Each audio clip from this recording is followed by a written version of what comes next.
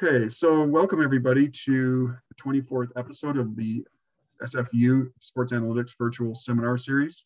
Today we have Dr. Yupin Yang from Simon Fraser University, who's going to be speaking to us about complement or substitute, examining the consumption of sports events across TV channel and social media. Dr. Yang is an associate professor with the BD School of Business here at SFU. She joined the university in September 2007, following her PhD in marketing from the University of Toronto. She also holds a BSc in Operations Research and Statistics from Fudan University in China. Love of sports spills over into her research, which focuses on sports and entertainment marketing. Her research methodologies include quantitative marketing and two-sided matching models. She has published papers on estimating the value of brand alliances in professional team sports, particularly with NBA athlete and teams, and the evolution of star status in professional team sports, and banning controversial sponsors in sports. Today, she's going to talk to us about a study that she did, which she empirically examined the substitute and complement patterns between social media and TV broadcasts for the professional car racing events in Australia. She studied how the Twitter activities on the car racing events influence their TV broadcast ratings during live event time. Particularly, she applied a topic model and regression model to examine how the substitute or complement patterns between social media and TV broadcasts depend on the topics of the social media content. So this is our first business-focused sports analytics talk. So it's very exciting for us. So we're branching out into a new domain. And with that, I will turn the screen over to Dr. Yang, and look forward to your talk. Thank you, Dave, for the introduction. I'm happy to present my research in this group. I have attended some groups. This is a little bit different from the traditional one, more on the performance side. There's more on the fun side. So first, let me to share my screen. Okay, so maybe I can do this. Screen one. So let me see whether this works. So can you see just the presentation side? Yeah, looks great.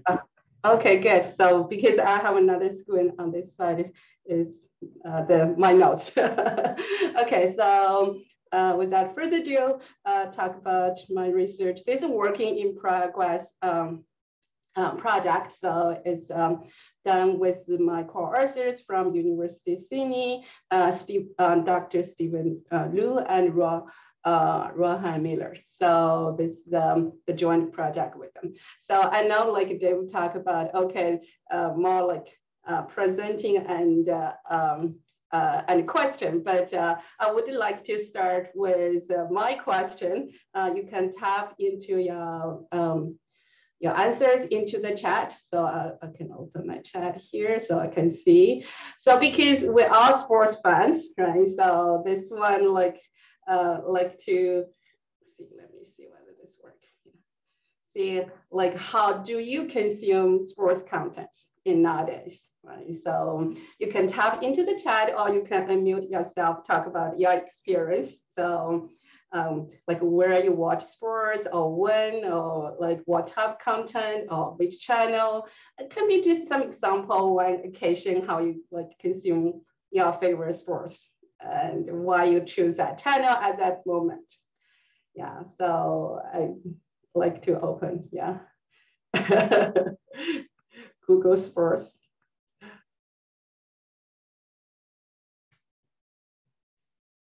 Anyone, like you can unmute yourself. Yes, sports for most things on TV.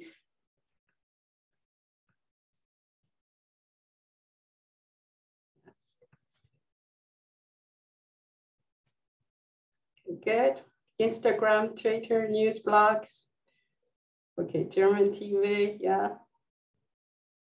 So I see some sports here, like let me just like Tom talk about TSN, Sportsnet, those other TV channels. Do you like when you watch on those TVs, do you usually check on other like on your second screen on some like Twitters or other social things while you watch TV? I don't, no. No, yeah. So I see Megan talk about TV, Instagram, Twitters, and the blogs.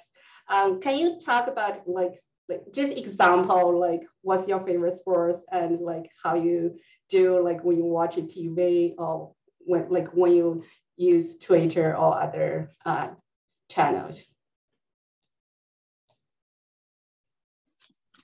Yeah, I'll have games on live, and I'll also be following the highlights for other games, say on Twitter or Instagram. Okay. So like you have your favorite sports on TV, you may follow other teams, right? So like other screens. Yeah, so that's really good. Thanks for participating. Yeah, so that's where like nowadays we have like so many screens, so many channels to when we consume the sports. So that like the sports consumption experience really changing nowadays with the social, especially with the social media. And nowadays with like apps, right? So other type of devices, you can consume sports anywhere, anytime, like any location, right? So so this give endless options for us to consume this, the sports content we want. So of course, pandemic changed a little bit, right? So as well. So I know like you may see this picture here, right? So you can see like because of pandemic, people cannot, couldn't attend the events, I think last year, right? So they have this, like the NBA had this is a virtual audience thing there. Another picture, probably not really, really large, but you can see this, the virtual audience in the arena. They will show there, and the virtual audience can also have the chats on the teams. This is the collaboration with the NBA and the Microsoft. Like they can attend virtually, and then when they broadcasting, they also show this virtual like audience in the TV broadcast. So that's a change how we like how we chat, how we consume sports, right? So not just watch that, we also watch the comments, the fans have there, right? So I know that's how like fun, like for sports is different from other type of content, right? So whether it's drama or news content, really like the engaging part is part of the fun experience. So, and how like the digital and the technology like change the way we consume sports, right? So that's where like not just the TV traditional, I'll go to the audience, stadium and the TV, right? So before that's only like options, oh, doing like online news rating, right? So I think right now with the options in social media, the smartphones, those really is to enhance the fans experience. So that's where like the like mediated by the like other type of like interactivity, right? So through social media, change the way we consume the sports content. So just like some like summary of it, right? So the digital revolution transformed the way we consume the content and the like different media channels.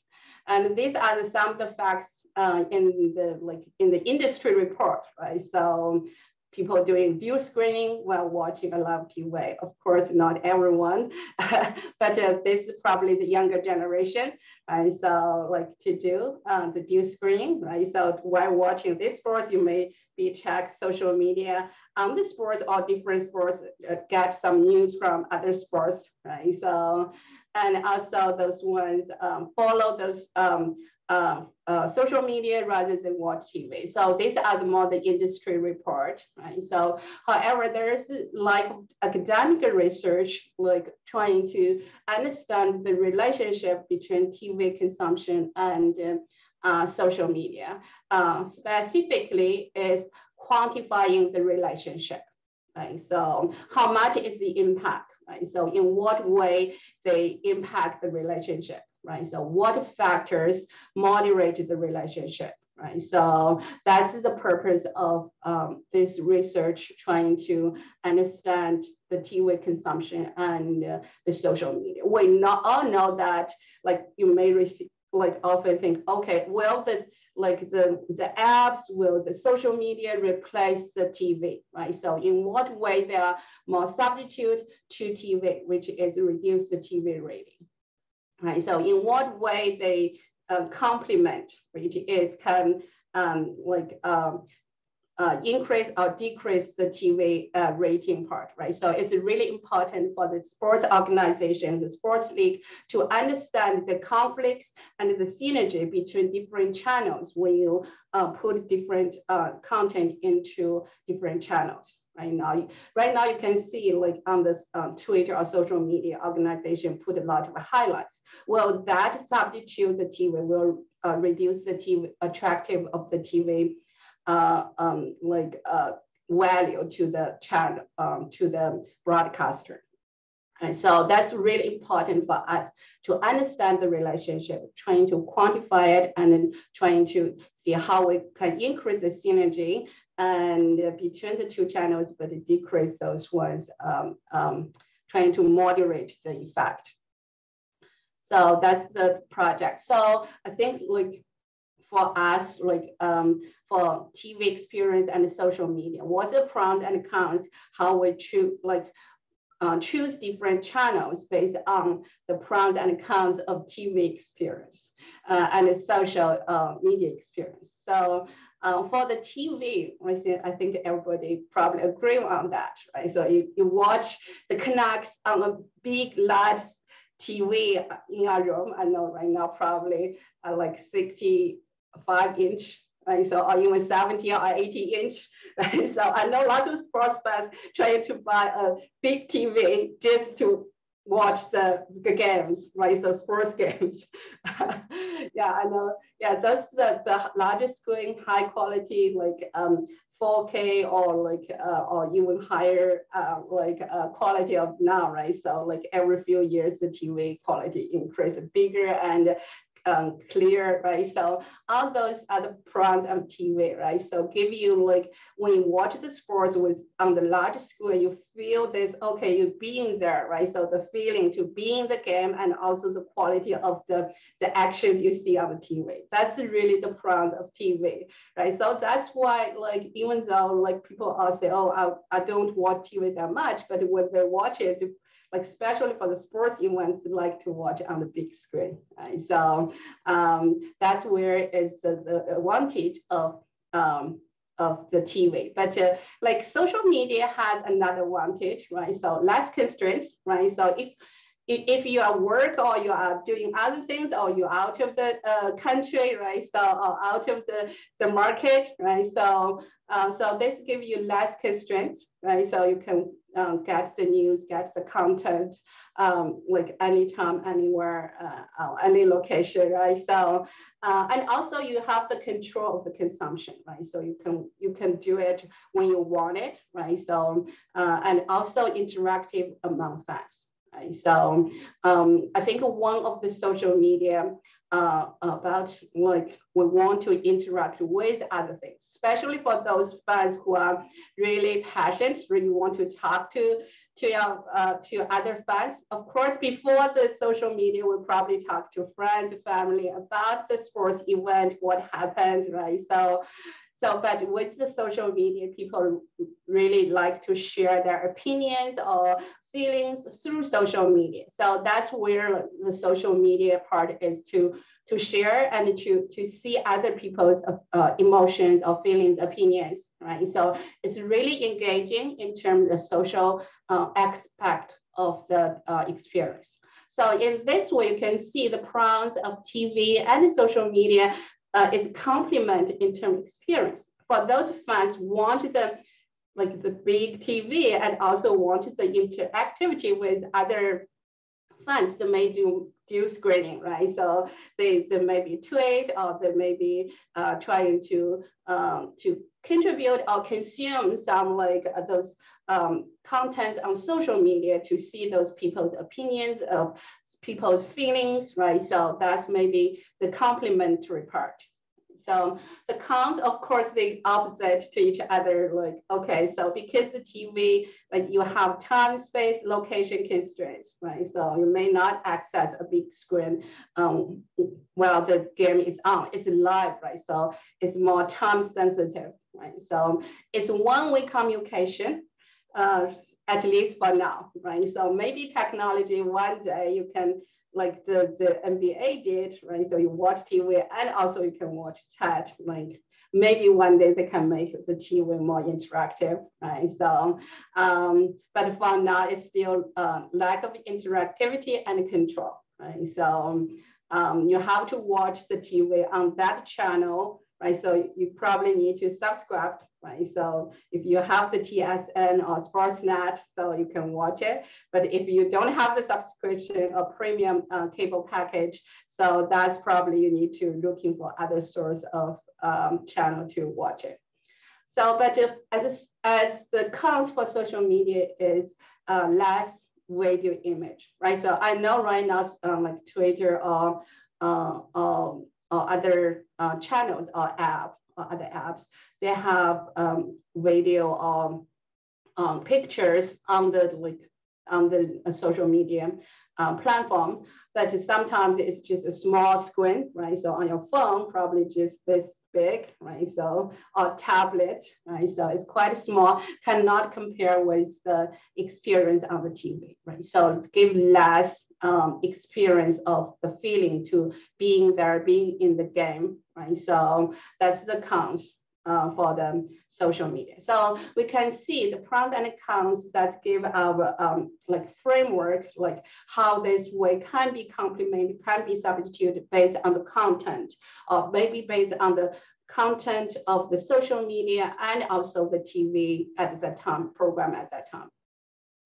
So like in term theory, right? So how people choose media, like different channels, right? So this is a really communication theory that's the motivation for people to choose media is use a gratification theory, which is what are the motivations, right? So of course, with the social media and the convenience of social media or other type of newer media or apps, so make it not like you and me, like the whole pie is like sum zero sum game. It's like the pie is bigger, right? So it's not that you just choose one or other. You can choose both, right? So so that's where a little bit different from like traditional way we see, okay, you choose this one, you won't choose the other one. But in this situation, you can choose both.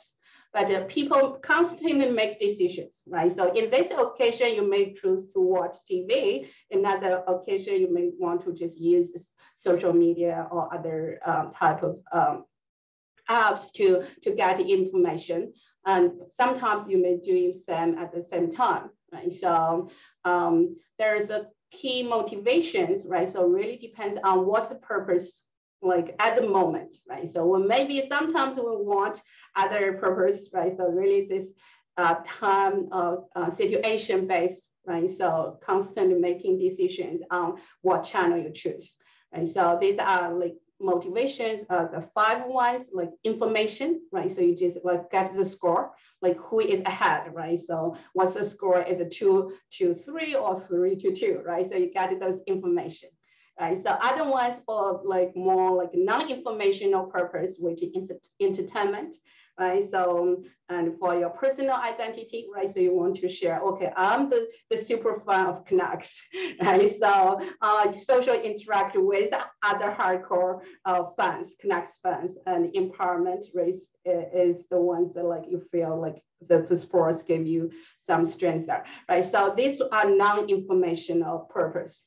So this is more general for any type of content consumption, but in the sports setting, one like the information or social motivations are the key, right? So this, which is when you are informational purpose, you probably more focus on the message, right? So as long as the content message, doesn't matter which medias come from, right? So you may choose the most convenient one. But when social interaction is the key, you want the human to human interaction.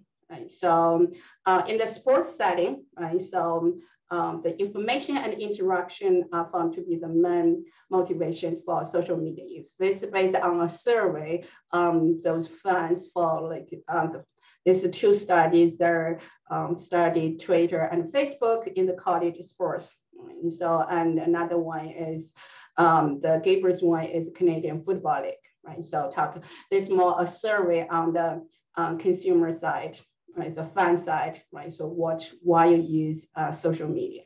Right, so there's other information, as Megan mentioned. Okay, I just check the score of all other like what's the like trying to do some interaction with other people or see other people's opinions about the sports, about this player or about the events, right? So so the games, right? So all those ones related to the social interaction part.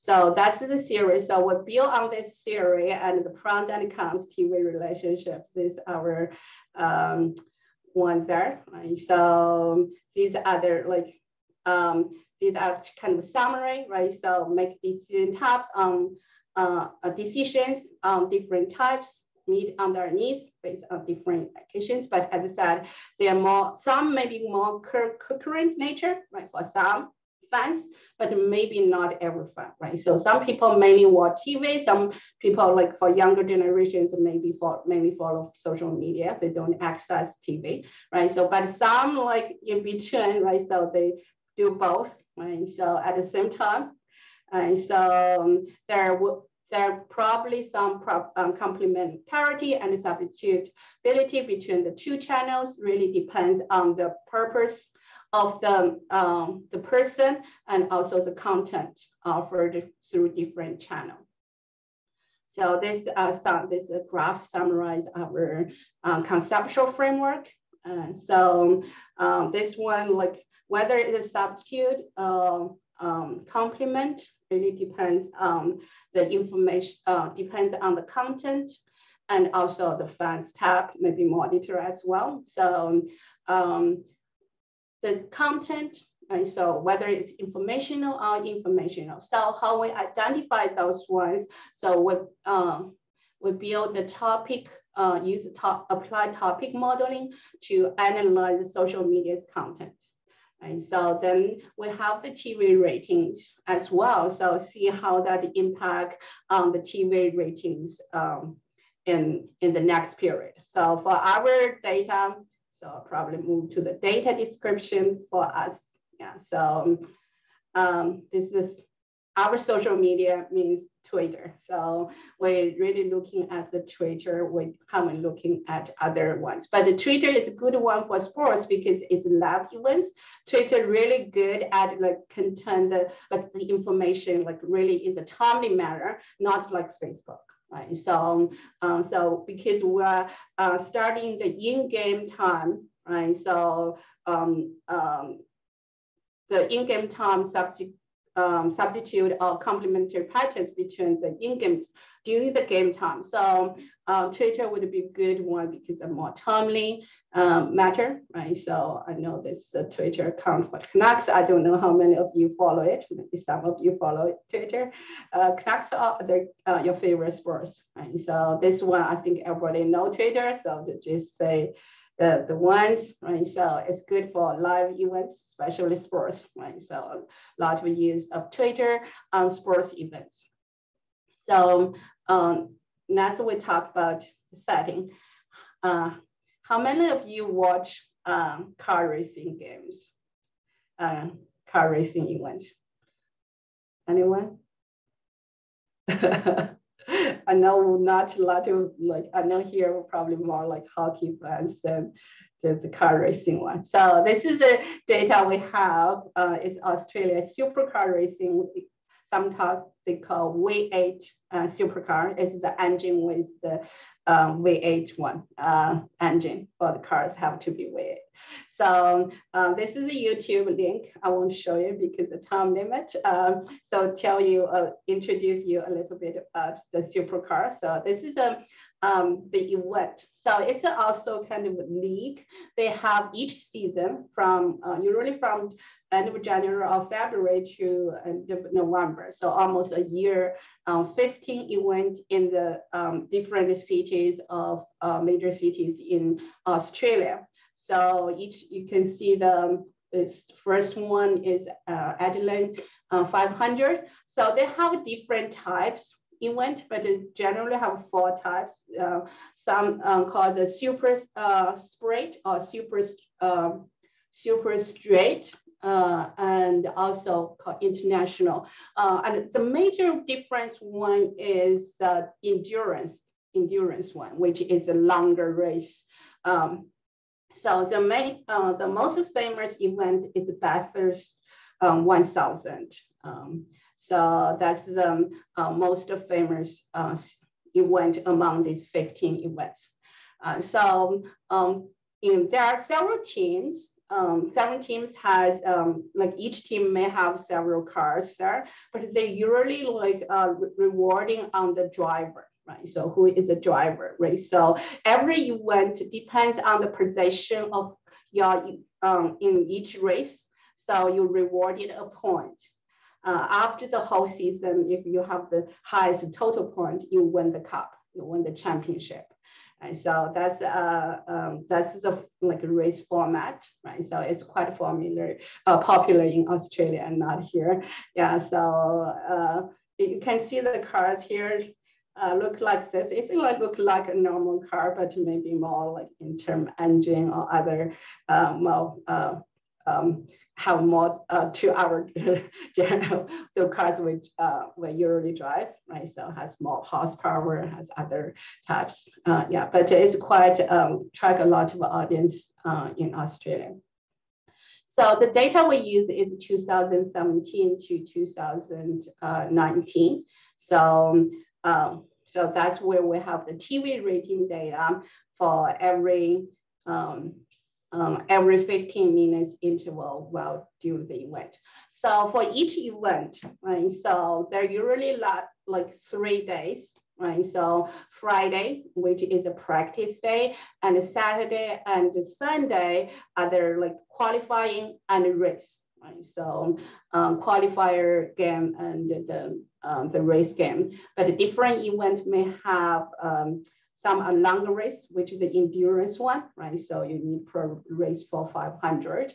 Some are shorter race, which is like 200 or 250K, right? So that's where like the broadcaster over the air, like channel 10, that's where we have the channel 10's TV rating for every 15 minutes interval. So that's where allowed us, because the short time period allowed us to see how during the live event, how the Twitter activity, social media activity with the relationship with the TV ratings next period. So that's the TV side in terms of tweet. So we're collecting the tweets social with the official Twitter account, like the supercar, right? So, and also the hashtag, the hashtag related to the supercar is WASC. And also some like other related hashtags and accounts, right? So the players, which is the driver, right? So the driver's Twitter account, right? So the top drivers one, right? So this one is, I can see Scott Macklin and Jimmy Wickup, right? So that's, and also have teams Twitter, right? So this cars one, so they have usually have 10 teams or 20, around like 15 to 20 drivers. So for each season. So they have the events. Sometimes because different events, they use a different hashtags with the official one, even though like you can see, like before we have the event names. So we're also like collecting the data on the events hashtags. The first one is the first race is Adelaide 500. So they have specific hashtags as well, not just the official supercar. right? So we're trying to collect all the related tweets by the events hashtag or the official, the league hashtag and player and athlete related to them to collect them together and remove those unrelated ones. So this will take a lot of time to do the data cleaning. Finally, for the 2019 season, we have this, basic summary of this. We have 12,745 tweets. And these are some of the basic stats, how many photos in there, videos in the tweets, and how many retweets, how many replies, and how many likes. So these are the basic stats that we have here for the Twitter data for the 2019 season only. And for our TV rating, so for our TV rating, we have 15 minutes interval. The TV rating across the nation, right? So different province and also different areas in the province. So it's quite a detailed TV rating in different areas. So this one is the average in each area. Right, so this, you can see the highest, this is a national, the total, and then followed by Melbourne and Sydney, right? So because they are larger cities, yeah. So this is a basic stats here for the TV rating.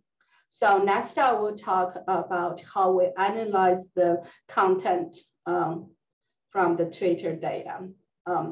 Trying to understand what is talking, like what was talking in that 15 minutes interval in their tweets. And so this is the ones we use the topic modeling. Sometimes like, I don't know, like in computing science or linguistic field, when they like study the contents, some of the basic ones just use a number of words or the frequency, but like this one, topic modeling, the wanted topic modeling can distinguish the meanings. So it will help us to understand what's going on. Yeah, so that's one topic model may be better than just so words, the number of words, how frequently they appear. So even though they related in some way, but this one is a little bit more coherent, is trying to understand what was talking during that time while the game is on. So what is the method we use for the topic modeling is called the latent direct allocation model, which is a Bayesian model. So this part is done by my co-author. So I'm trying to explain to the knowledge I know. So I know there may be some stats person here. So if there is any part I didn't explain right, please let me know. Yeah, so what we observe in the Twitter data, we have a document, which is each tweet. And we have the words in the tweets. That's what we observed. What latent is, we're trying to understand what are the latent topics, right? So we're trying to summarize the words or all the words in the tweets into different topics. Right, so this is the underlying part, right? So the topics may be about the informational content, which is what's the score, what's the current standing, who is ahead, who is behind, right? So the standing of the drivers, right? So some may be about like what happening in the race, right? So some maybe talk about how intense of the racing, right? So that underlying topics may be is the one that contributes the talk in the social media content. So that's what we're trying to use the words in the document, trying to understand what the underlying topic. So we have this distribution and parameters, which is the Bayesian one, right? So giving a given a document, what's the topic? There is a probability that like say is the topic, right? So in this choice, a document, what's the probability of being in topic 1, 2, 3, 4, 5, 10, right? So, and then this is the first one for the multinomial distribution. And then there's like given the topic, what are the words in the choice? What's the probability there, right? So we're trying to generate the process, right? So which is if we know the parameters theta and phi, so then we can know the topic for that trait.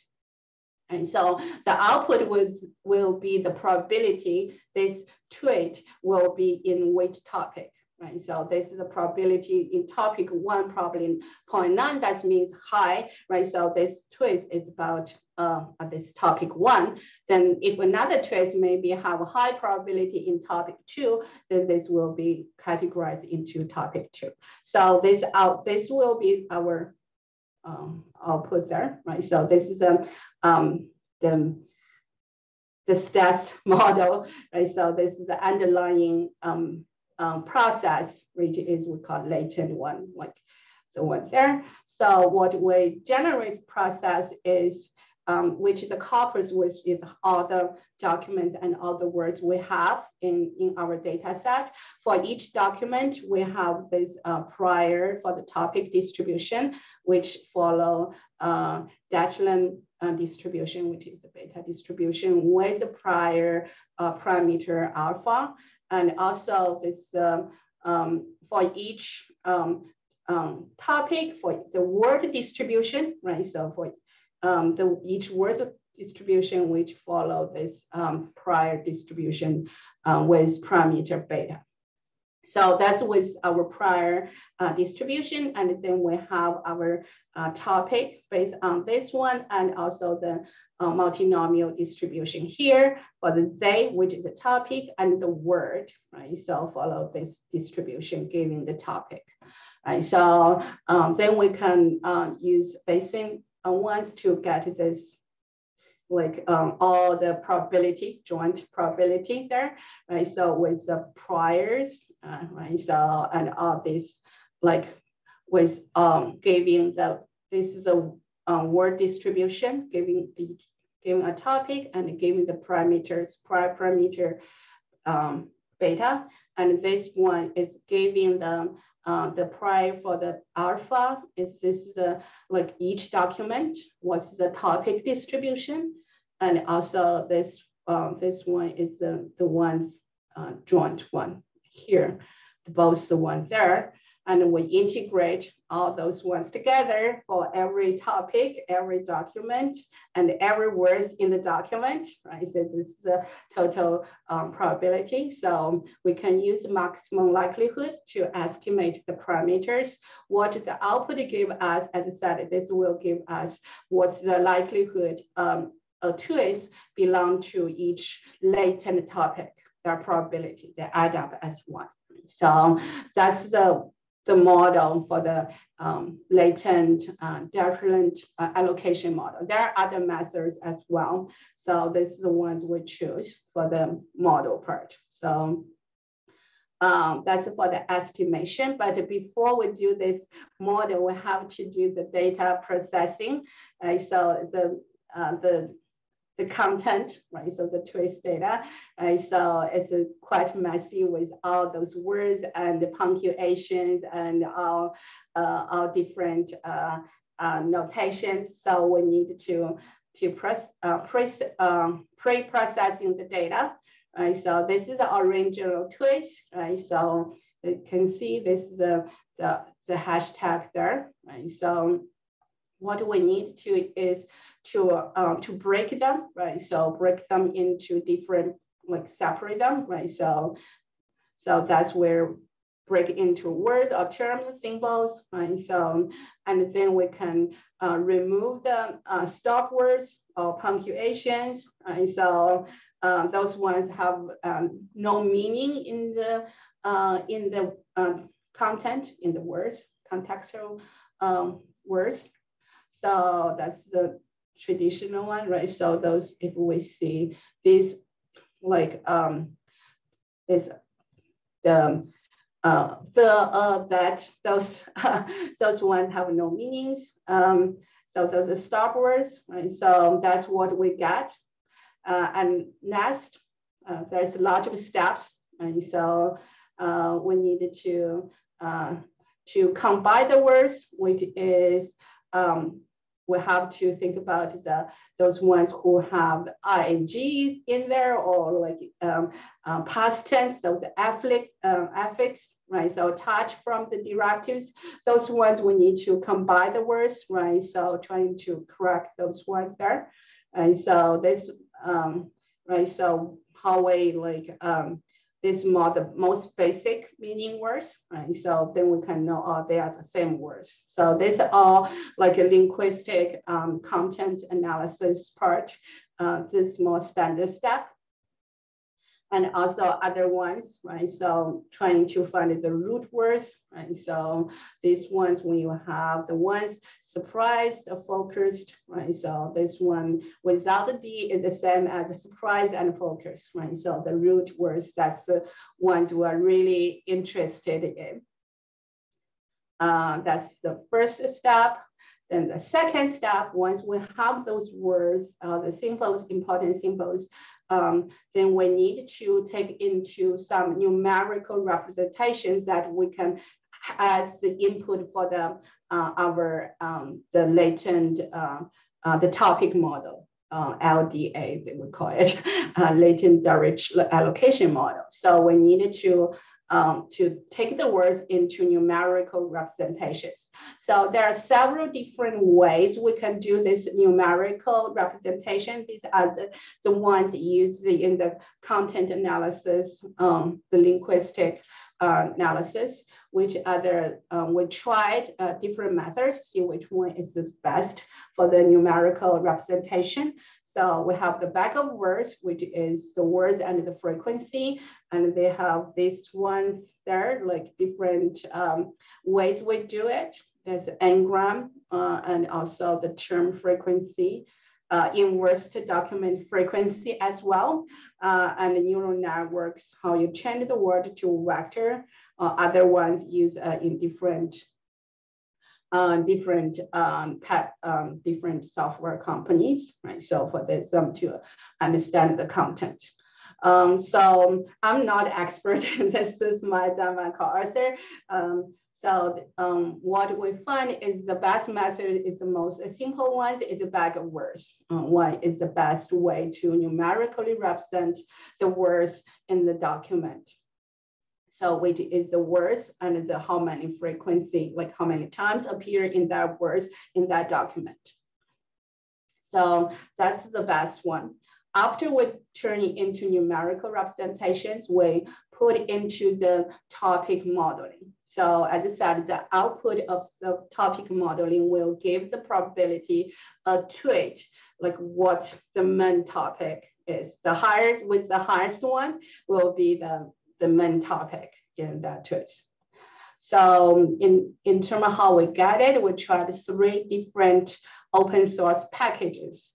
Right? So for the ones to run the LDA model, right? So we have the scikit-learn. It's the one developed by the David. I don't know how to pronounce the last name. It's a Python machine learning library, right? So this is our best one. And also other ones for topic modeling, natural language processing, and Jasmine and the Mallet. Another one is a different language and have this natural language processing and the topic model. So how we decide which package is best in terms of the output, right? So these are the results we got. So for the Gismin's one, this is the 3 model we got.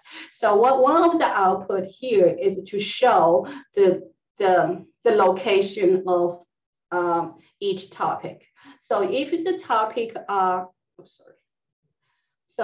overlapping, right? So you can see in this output in the GuessMe package, when we use this method, this package seems like lot of like topic 3, 7, 9, 10, they're all together. They're not separate. And 6 and 4, they are almost the same in terms of the location. It's like in terms like how they are distant from each other, right? So in terms of the words they use. And also this one, the 10 topic is, see this one is more overlapped. So that's probably not the best one. So here for this one, we have this, this one is a scatter around. So this is the skate learn one. So this one scatter around, not overlap from each other. So that's the ones we think the best package to use for our topic modeling. So, so that's for the ones here. So what we get from the topic modeling, one of the key ones is the weight, what's the probability of each topic for each twist. And also we can get what's the words there, right? So as I said, this is the ones, the bag of words we use is the best one to generate this type of output.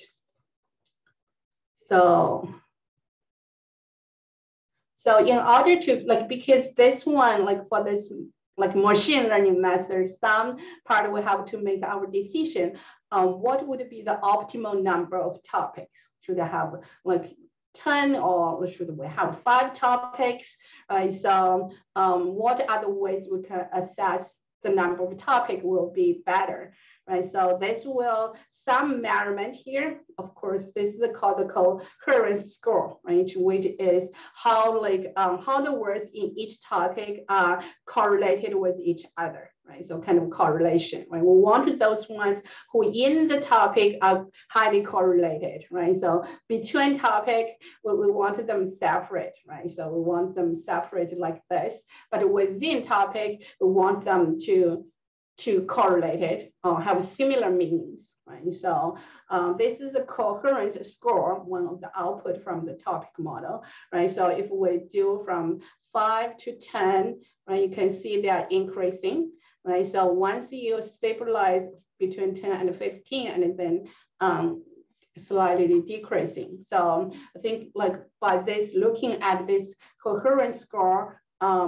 between the words in each topic, so will help us. I think the 10 will be the optimal one, the best one to use. Of course, we may need other judgments as well. So that's where one of the topic modeling one is hard, is that they don't give you this output, right? So just say 10 is the best or 5 is best. We have to rely on this coherence score or other judgment to see which one. If we see there's too many overlaps, right? So between the topics, so we maybe need to reduce the number of topics for the model.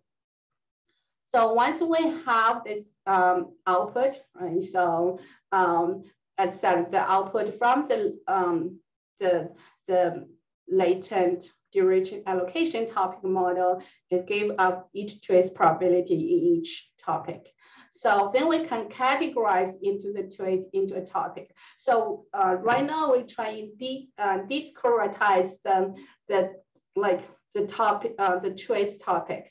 Of course, we can use a continuous measure to sum up, but we want here we want to say, okay, this twist, if the highest probability is topic 1, we categorize this as a topic 1 twist instead of a topic 2 twist. So based on the probability, we categorize each twist into a topic as to the highest probability topic.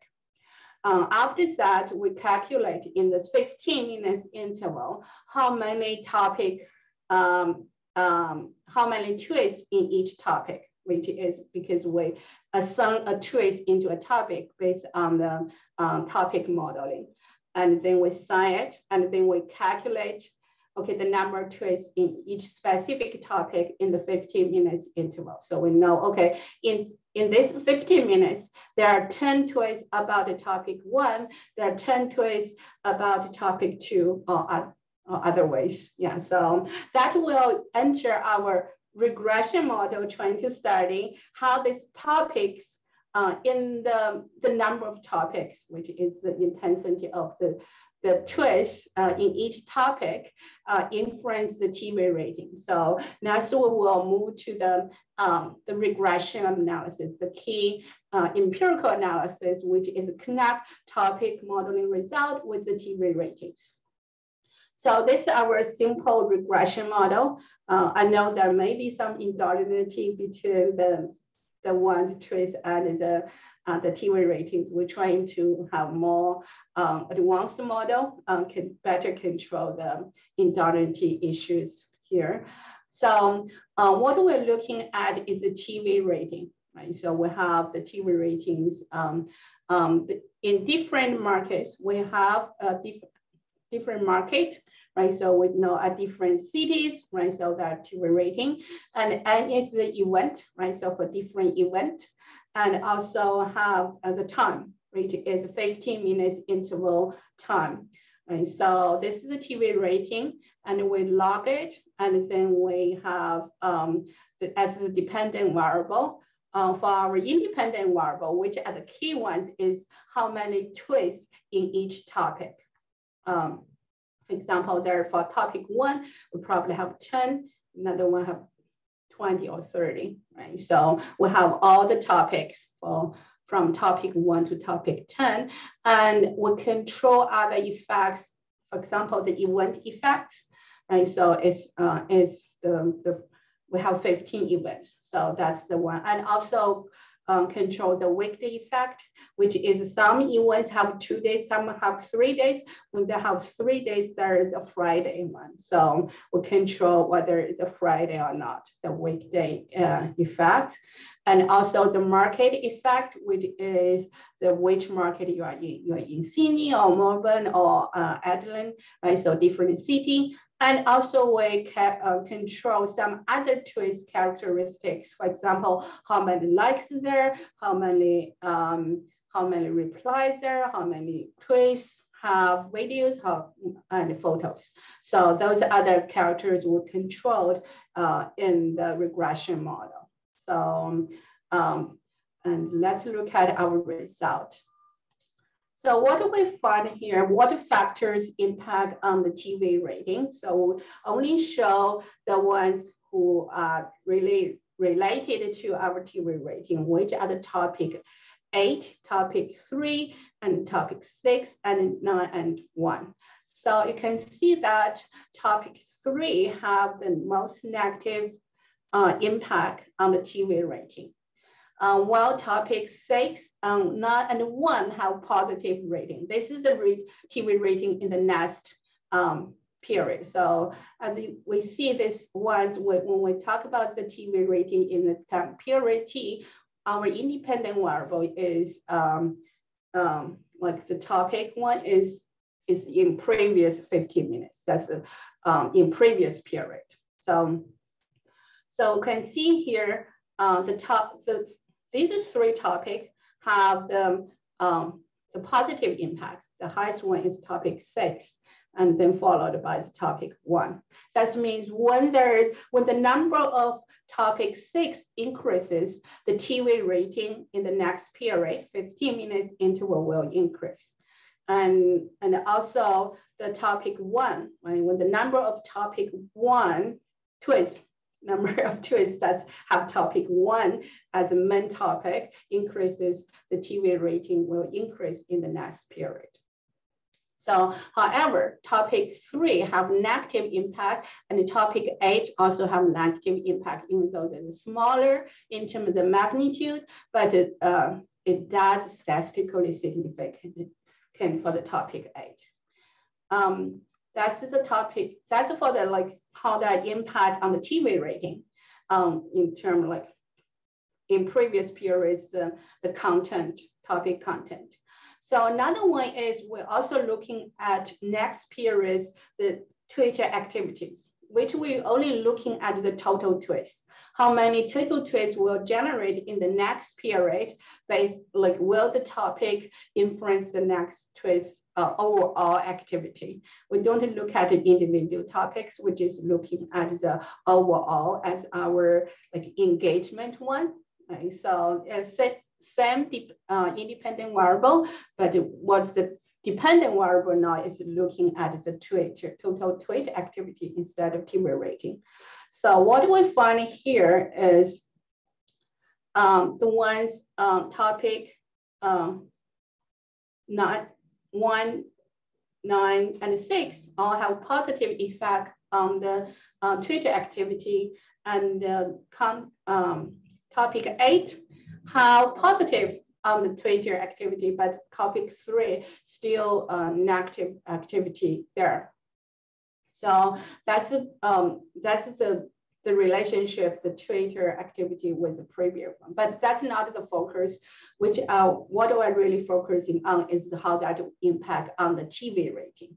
So that's our empirical result. But the problem is, what is topic 1? What is topic 9? What is topic 6? How that different from topic 3? Because that have and topic 8, which has negative impact, and other 3 has positive.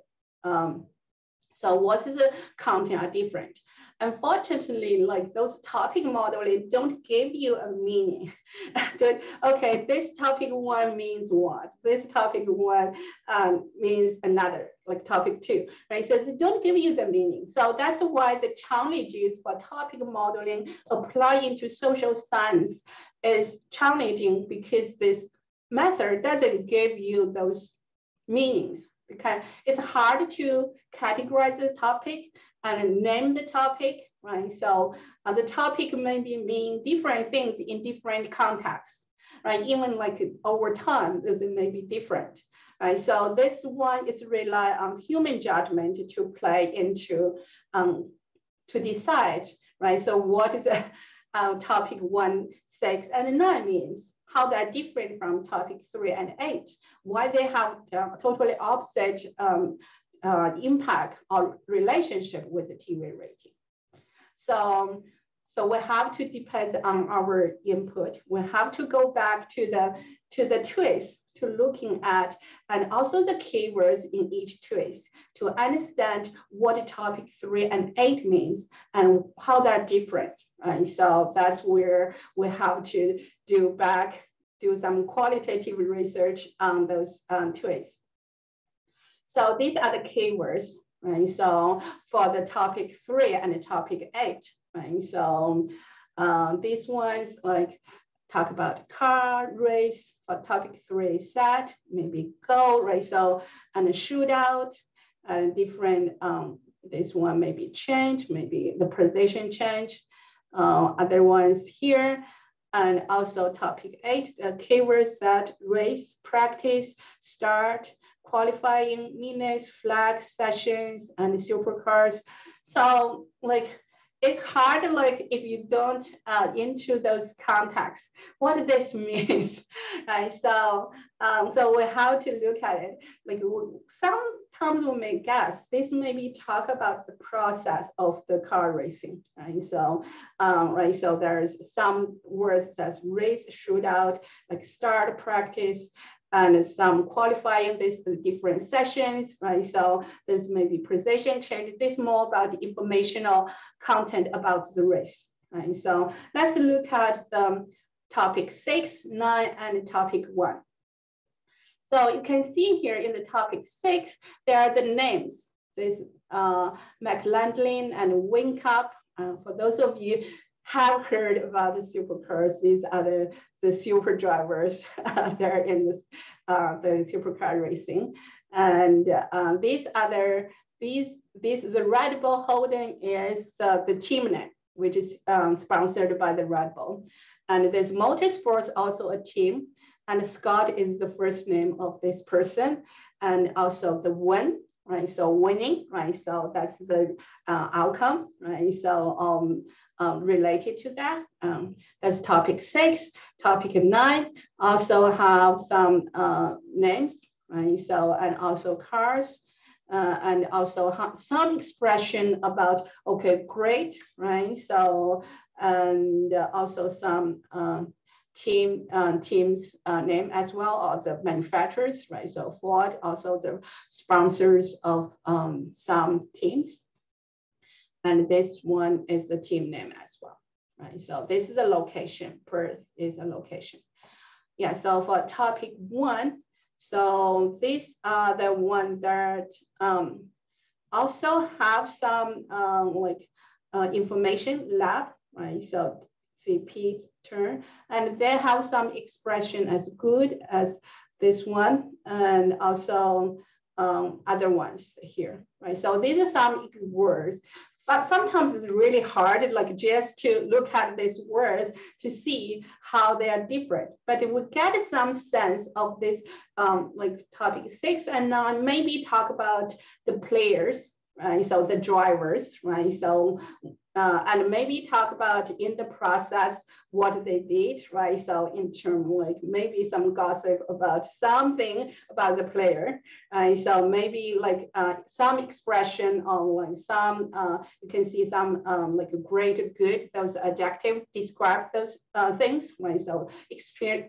maybe the fans are writing some expression or opinion about those drivers or teams, right? So express their feelings towards the player, the driver, and the team, right? So that's probably what we're guessing here. So that's like, these I'll also give you this for each topic, right? So what's the frequency words, right? So in each topic, so we may see some like how they're like different, right? So trying to get a meaning of those ones, right? So, but this sometimes hard, still hard. So what's the meaning of that? So we have to go back to the original twist to get a feeling what those twists are, what's those meanings of those topics. So probably this one probably better, right? So in term, okay, topic 3, more about the outcome, right? So you can see here, dropping down the order, those ones kind of like more informational, right? So which order are they? Okay, so. Okay, so that's, you can see the topic 3. If we're reading those twists with the topic 3, we may be knowing this may be more describing the process of it, right? So, and let's see. And topic 8 as well, right? So, kind of give you updates what happened in there, right? So, and topic 6 is more talk about this person's career, this driver's career, and so about the drivers, right? So, and the topic 9, right? So also like kind of like express some opinions, right? So what like expectations are those ones, right? So and also like say this is season well done, dusted, all those ones like express some feelings there. So topic 1 here. So like also some like information, but it's really like some like descriptions, right? So of some feelings. Yeah, so this one, this is an example here. It's probably talk about this driver, right? So yeah, there will be some information there, but like they may be more like some like express about the drivers as well. So this is just like our judgment, right? So we're trying to see, okay, topic 3 about more informational, but topic 1, 6, and 9 maybe more interactivity with other fans, or fans express their feelings, excitement, or entertainment value of it, right? So so that's where like we're trying to distinguish those ones. So this is our own judgment on the topic interpretation. So then we're trying to use some other tools to help us understand whether we are doing the right thing. Right? So here is the linguistic content analysis, right? So they talk about, they have like whether there's informational content or other content, right? So this is the linguist one, the topic 3, you can see this, the information content are higher than other content, other topics, right? So, and also you can see in the topic 6 and 9 in terms of fact. So like express feelings and the reward or leader value is more unsocial. So they all like score higher than other topics. And so topic 1 is higher in terms of drive, right? So express what like emotions. So these are the like tools to confirm as this, okay, the topic 3 and 8 more informational, topic 1 and 6 and 9 more emotional, more experience of feelings and opinions. So that's more confirm our categorization of these topics, but there's a lot of work to be done further to interpret this one. But as I said, this is the most challenging part for topic modeling, apply those into social science content.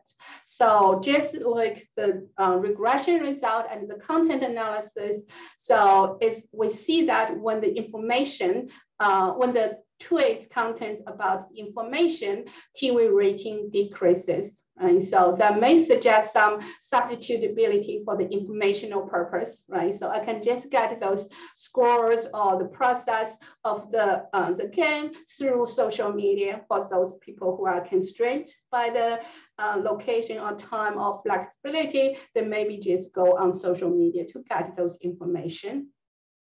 And for those ones, those tweets are more emotional or interactive, so will motivate fans to get those feelings, to enhance their feelings by watching those like TVs in large screen, when be like have the feeling to being there, right? So that will the TV rating increases when there's more emotional or interactive tweets on social media. So, which suggests the complementarity between the TV and the social media when they like to enhance each other, right? So you just not watch TV yourself, you express your feelings through social media, or you look at other people's feelings to enhance your experience of the sports.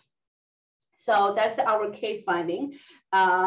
So of course, in terms of the implications of our research is to provide some insights on the substitutability and also complementarity between TV and social, and can we demonstrate that this one is live tweeting can enhance TV rating in some way, right? So, but we need to, for the sports organizations, maybe need to like to motivate or even their own like tweets more emotional or trigger those emotional feelings, or those type of tweets can enhance their TV ratings later on. And so and enhance fans' experience, overall experience. So just to conclude my presentation, that's where what we really find here is we're looking at the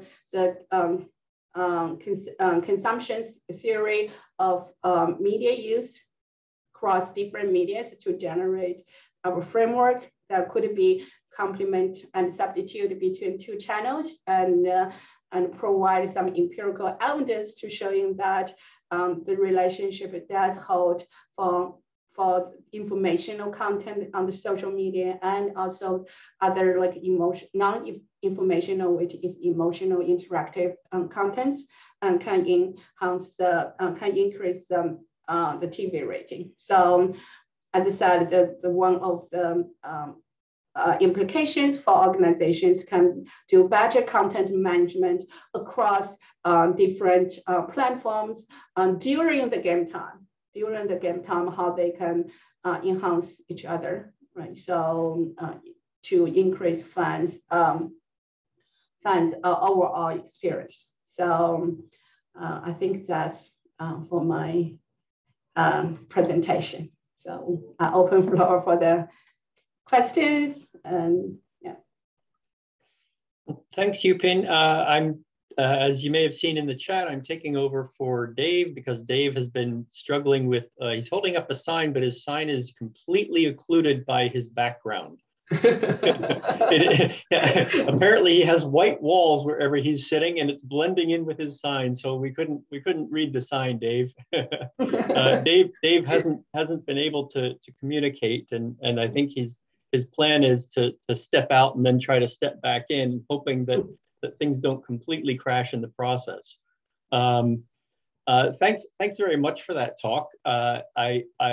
I will confirm, I'm in the statistics, the Department of Statistics and Actuarial Science. I'm a professor in statistics, and I will confess that I have seen latent Dirichlet allocation used, but only in sort of a similar manner as what you're talking about, mostly from an applied perspective. And that particular application had to do with beer. They had scraped beer ratings, tens of thousands of beer ratings, and were trying to classify beer and look for differences in people's preferences across the provinces. So a little different situation from what you're doing, but at the same time, sort of similar, trying to understand what things go into a rating for beer. And so one of the things that they had that I didn't see in it that you did was they actually allowed a particular rating to span several topics, whereas it seemed that the analysis you did placed a given tweet into a single topic.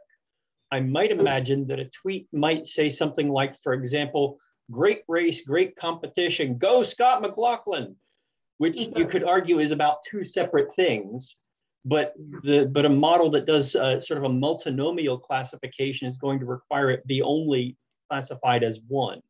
Have you thought about that at all?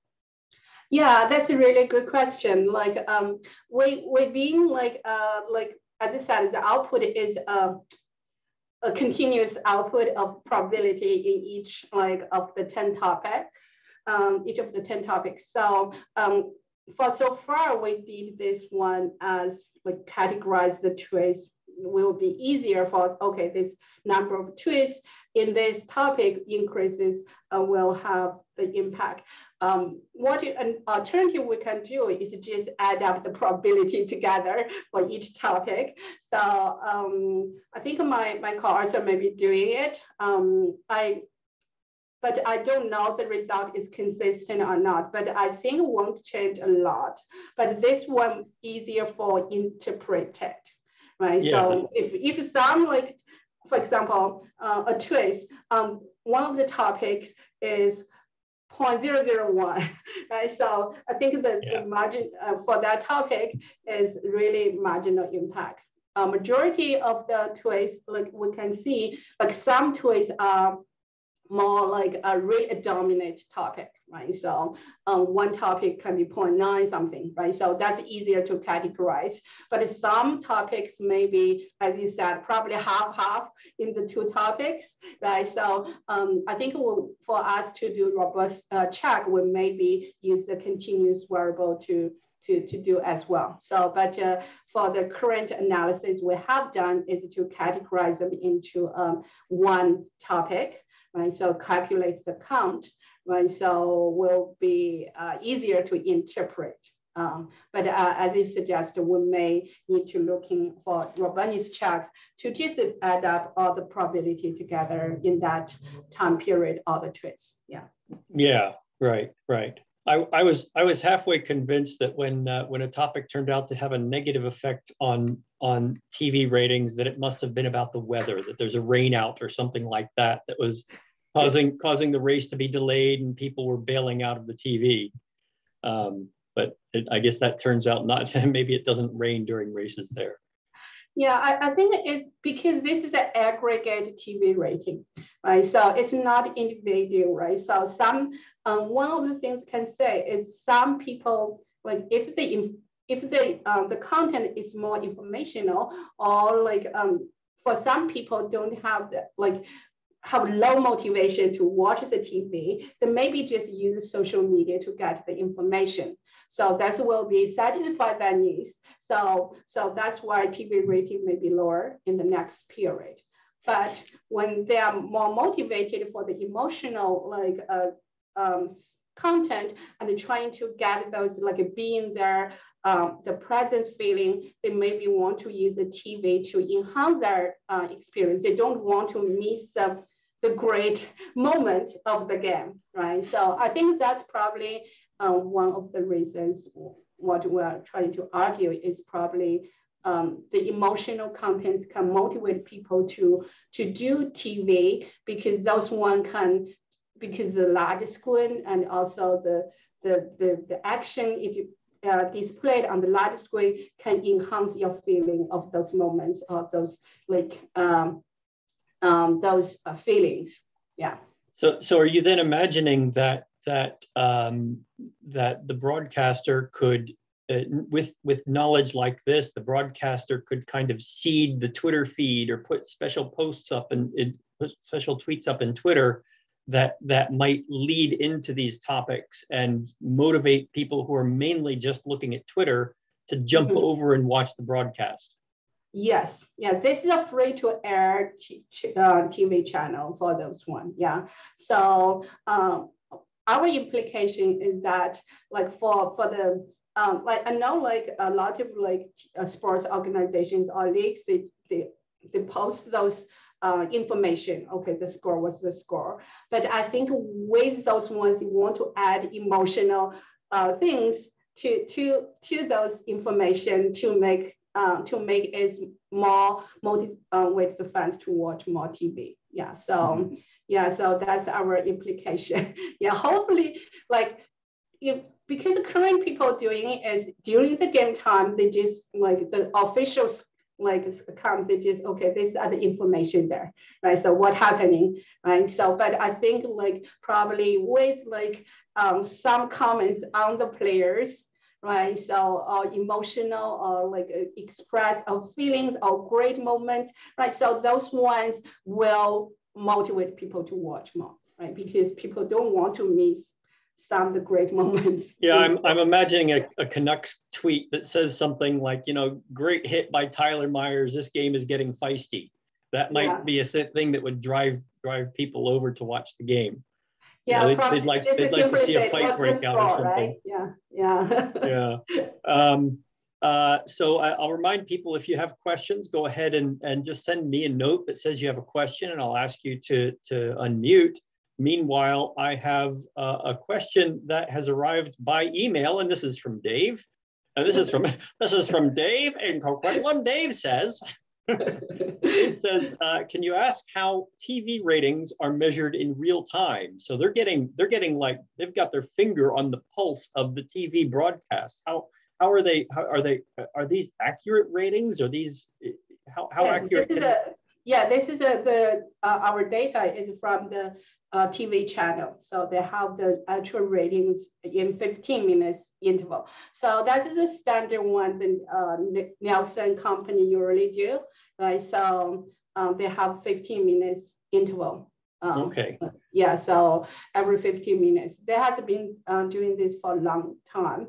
Yeah, but as I said, probably less at some. They have those devices on people's TV to measure those ones there.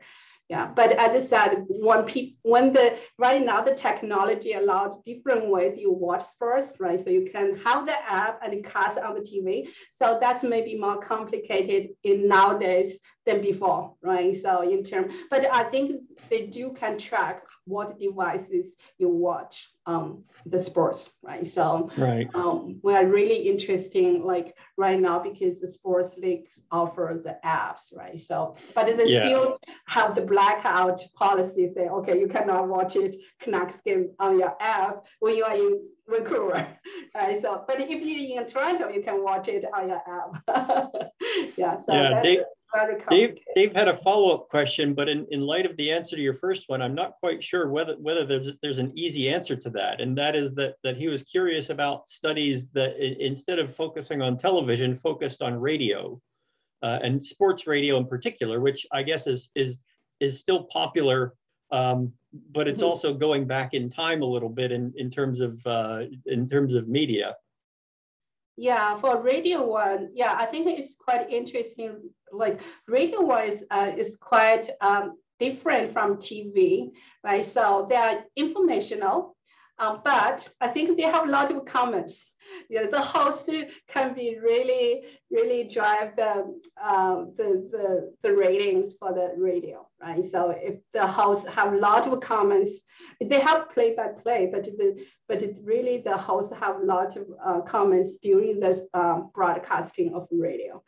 Unfortunately, we don't have the data on radio. Yeah, so I think the radio one a little bit hard to get the rating in term. Yeah, so they probably based on some like we don't have the TV rating radio data, but the radio one is more interesting because like they are more restricted in term like use social media. Yeah, I don't know, like for sports, when I think of when you listen to radios, you are more restricted in your situation, right? So like which is you cannot in front of big TV or you have to work. So yeah, a little bit hard to see what's the relationship. Yeah. Yeah, if you're listening in your car, you probably shouldn't be tweeting. Please will call us. Tim Wanowski has questions. Yeah, thank you. First of all, great presentation, very in-depth overview of what you've completed. I followed well. I'd like to start off with asking a topic related to the analysis. In particular, does the topics that you choose have a notion of positive and negative? I can imagine a situation where a topic could be considered both positive and negative for the person that's listening. Does the model kind of account for that in some degree, or have you considered that as, because I feel like right now you're kind of averaging over all those people. Yeah, that's a really great point. I know like in linguistic analysis, people more like, have negative or positive sentiment part on the topic. But we did right now we don't distinguish these two segments, negative or positive. But in sports, I think a negative one is that express their feelings, or maybe something happened, right? So for example, crash, like that's usually happen in the sports. But I think those moments are really, I not say people like watch those supercars, those ones they want to see as well. Even though it's a negative event or negative things happened, but that could be like emotional things that could be the same impact as positive. Yeah, so right now we don't in the topic modeling, I think we cannot distinguish positive or negative.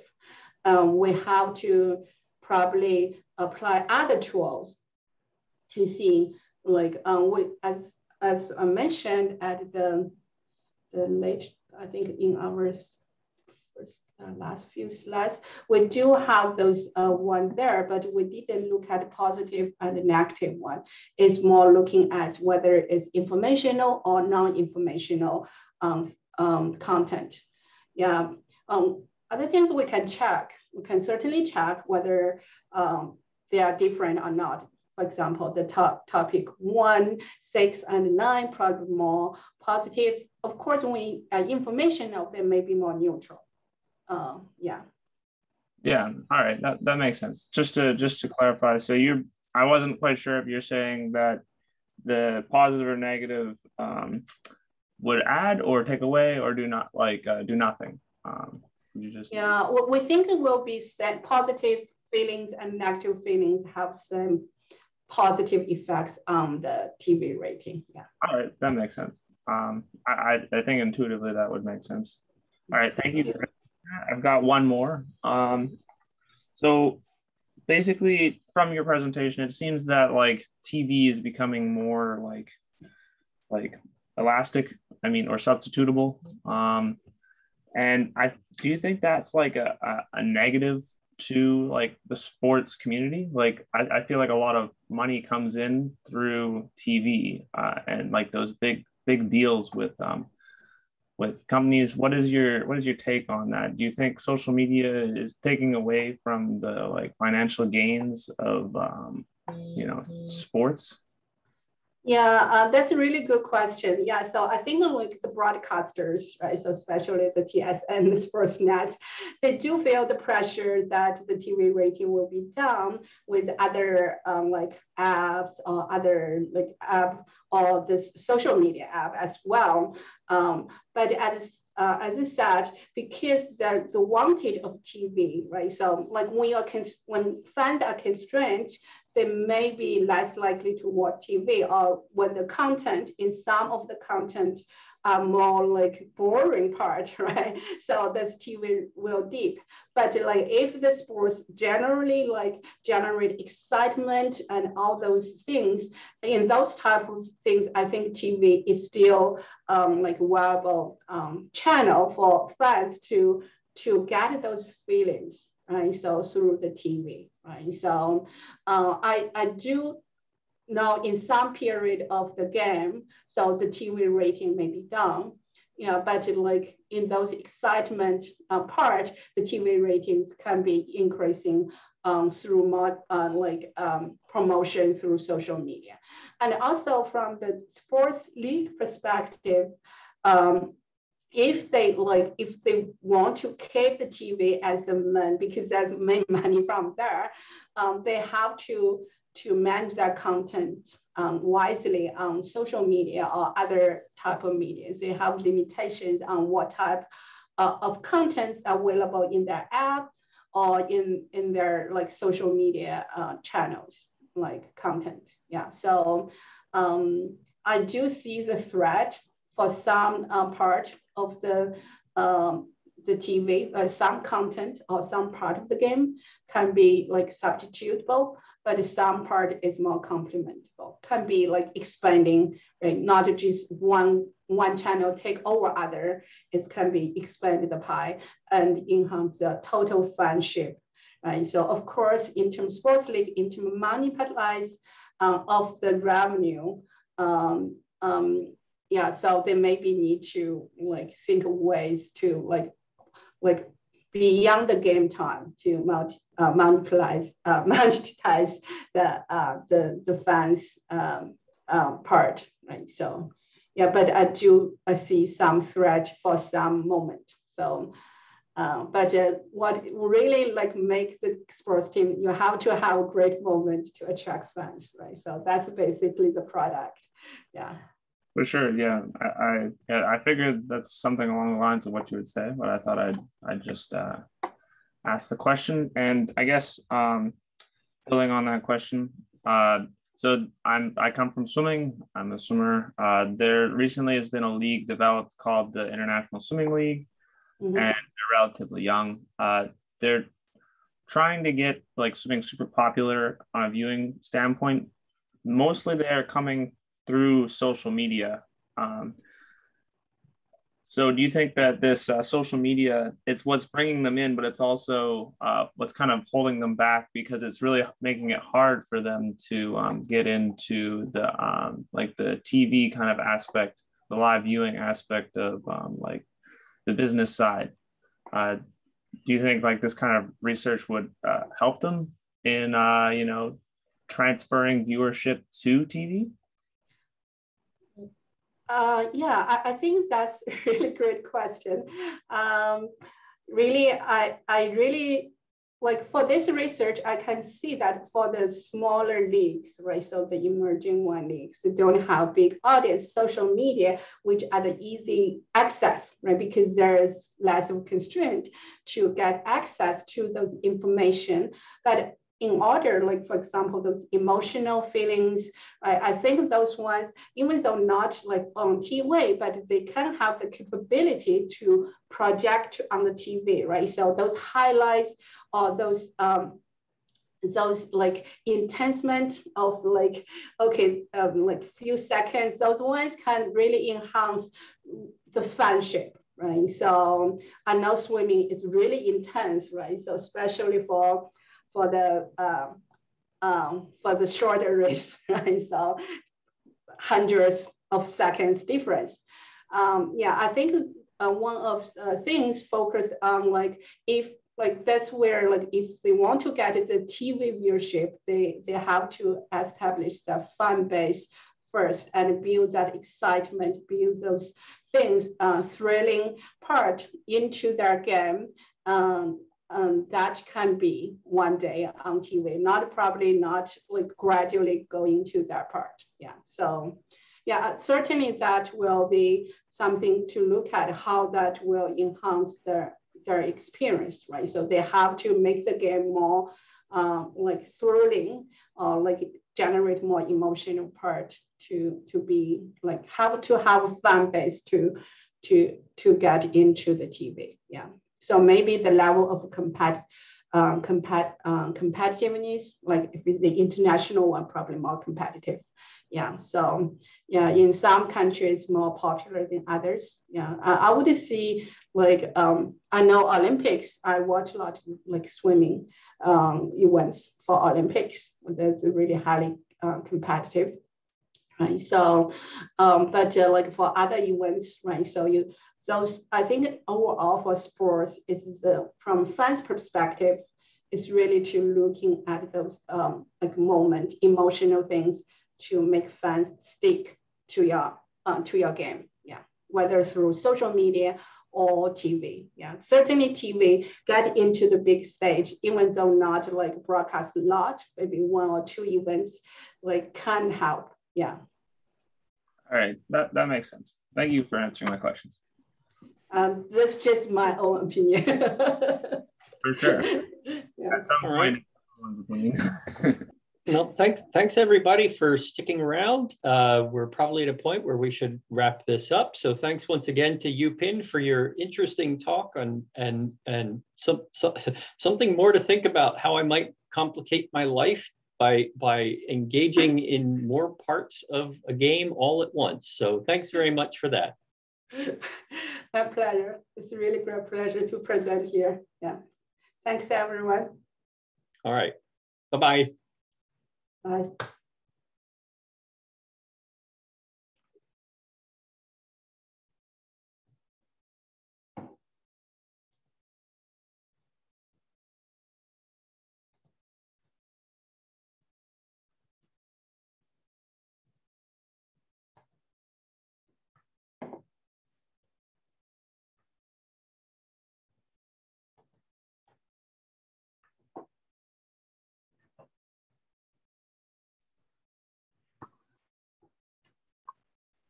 Oh, I think Yupin, can you hear me?